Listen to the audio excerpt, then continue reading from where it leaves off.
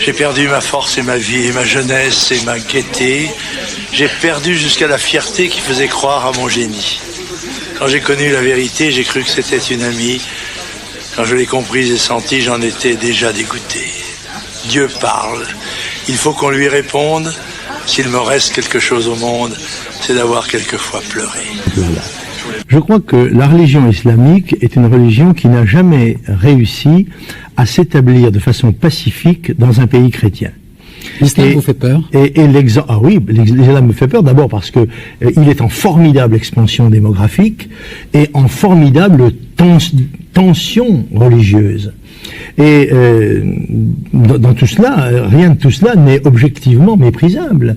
Mais c'est une force étrangère qui se constitue et qui est animée, comme les forces en expansion, d'une volonté de conquête, même inconsciente, si vous voulez. Et moi, mon devoir d'homme public français, c'est de protéger la France et les Français, les Européens et l'Europe, des tentatives hégémoniques qui viennent de l'extérieur. Des deux religions. Les deux religions actuellement principales en France, du christianisme ou de l'islam. Y en a-t-il, sont-elles de même valeur ou à votre avis, y en a-t-il une qui a une supériorité sur l'autre? Bien sûr que oui, il y en a une qui est chez elle ici, dans son espace historique, c'est la religion chrétienne. La religion islamique, l'histoire en a ainsi décidé, a eu sa zone d'expansion ailleurs. Et ce qu'il faut savoir, c'est que ce sont deux religions de nature très différente. Car il y en a une qui mêle de façon en quelque sorte inextricable le social, le politique et le religieux, c'est l'islam, et l'autre où cette séparation s'est faite peut-être même de manière excessive. Or, il faut savoir que la terre d'islam, c'est une terre sur laquelle s'applique la loi de l'islam. Et si vous acceptez de donner à l'islam les signes extérieurs de reconnaissance de la qualité de terre d'islam en Europe, à ce moment-là, vous serez contraint de donner l'une après l'autre, des concessions de plus en plus, à des exigences de plus en plus fortes pour imposer non seulement les mœurs, les coutumes, le costume, mais encore et surtout le droit civil, la façon de penser.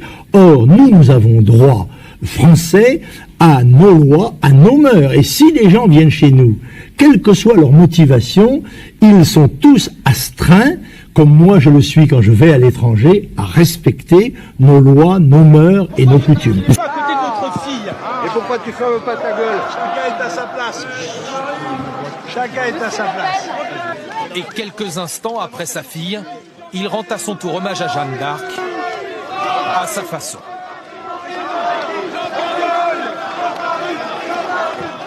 Jeanne, au secours! Quand un député français de ce Parlement ose dire que le problème qui a eu lieu en Norvège, c'était pas le massacre, mais c'était la naïveté du gouvernement norvégien qui accepte la société multiculturelle, il faut que ce Parlement dise que M. Le Pen est une honte pour ce Parlement d'avoir dit ces paroles. J'ai porté un jugement politique sur la politique norvégienne. J'ai été mis en cause par le pédophile Cohn-Bendit. Et j'ai le droit de répondre. J'ai le droit de rappeler qu'il a été mis en cause ici pour avoir hébergé un terroriste de la fraction Armée Rouge. J'ai le droit de défendre mon honneur ici, monsieur. Vous me laissez pas la parole, quoi. On se croirait chez les bolcheviks. Pour la relance de l'économie à ces moments-là. Et ne pensez-vous pas qu'il est grand temps de redonner de la dignité aux millions d'entre eux qui ont contribué, en étant très souvent bafoués, à la grandeur de la France?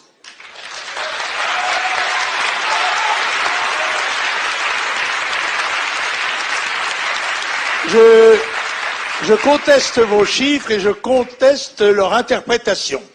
Je prends un exemple précis. Quand vous dites qu'après la guerre, dans un pays de 40 millions d'habitants, on a attendu l'arrivée des immigrés raflés, dites-vous, dans les villages, par des gouvernements socialo-communistes, probablement, je me souviens, je crois me souvenir. Oui.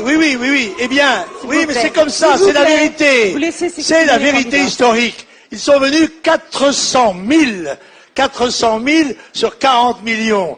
Ne nous racontez donc pas la légende des étrangers qui ont, d'ailleurs c'était des Français en l'occurrence, qui ont reconstruit la France, creusé les mines, établi les voies de chemin de fer et élevé les bâtiments. C'est faux. Ils ont contribué à leur proportion au travail. Je vais vous dire pourquoi ils ont été amenés. Le monsieur Pompidou l'a avoué un jour. Ils ont été amenés pour faire pression à la baisse, d'une part, sur les salaires manuels des travailleurs français, et d'autre part, pour faire échec aux tentatives insurrectionnelles de la CGT, car la plupart d'entre eux ont été inscrits dans des syndicats jaunes qui devaient faire pièce précisément à l'action révolutionnaire du Parti communiste et de la CGT. Est-ce que ça répond à la question de Hourida? Je ne sais pas. À propos de la dignité des immigrés qui ont aidé à la reconstruction de la France, Monsieur Le Pen. Écoutez, ces gens qui sont venus en France ont été payés, comme sont payés nos travailleurs qui vont dans d'autres pays. On ne leur doit rien d'autre que leur salaire, on ne leur doit pas une reconnaissance particulière. Ils ont été salariés, ils ont eu les avantages sociaux de leur situation, en tous les cas, celles qu'avaient établies les gouvernements de cette époque, qui, je le rappelle, étaient tripartites, c'est-à-dire MRP, socialo-communiste. Et est-ce que vous voyez des aspects positifs à l'immigration, qui était la question, la deuxième partie de la question? Mais dans un certain sens, oui. Quand c'est, bien sûr, si c'est Léonard de Vinci, c'est sûr. Bon.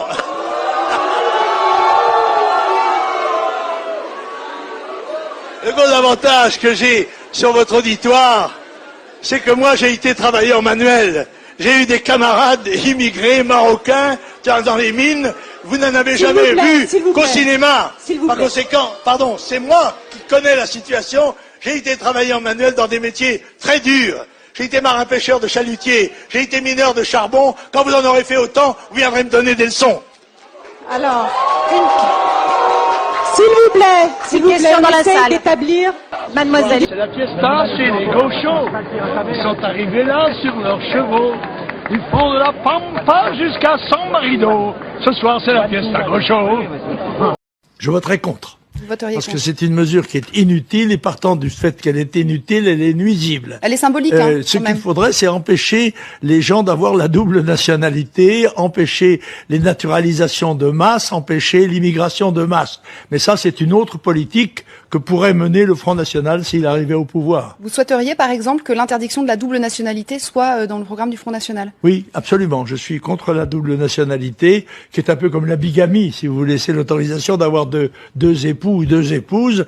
Je crois que c'est très difficile d'être fidèle aux deux à la fois. Les gens qui ignorent ce qu'est le Parti écologiste, j'ai amené ce légume qui, comme eux, vous le voyez, est vert à l'extérieur et rouge à l'intérieur. Vous voyez? Je vais faire courir, moi, tu vas voir le rouquin là-bas. Hein? PD! Ça va, Caro? Ah, ça me rajeunit. Faites bien la différence qu'il y a entre nos compatriotes de couleur et les étrangers qui arrivent massivement et surtout qui vont arriver parce que nous sommes là au début, je vous dis, d'un phénomène considérable dont vous avez à Mayotte une réduction. Il y a, je sais pas, 250 000 habitants à Mayotte. Ils sont submergés par les gens qui viennent des îles pour essayer par le droit du sol d'acquérir la nationalité. Répondez sur Mayotte. Puisqu'aussi bien notre pays est présenté par nos films, par la télévision, comme l'Eldorado du monde, dans un pays où il y a 1 milliard de gens qui crèvent de faim et 1 milliard qui crèvent de soif.